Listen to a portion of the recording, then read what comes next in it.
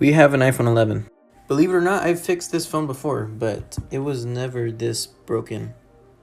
Wow. Let's just hope that Face ID still works. The best thing to do before you fix a phone is to turn it off, but we can't do that. So we're just gonna have to unplug the battery.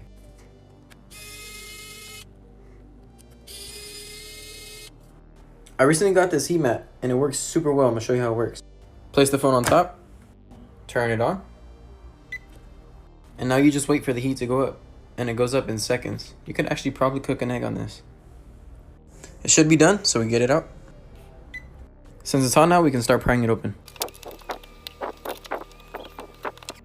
Open it up, and now we can start unscrewing.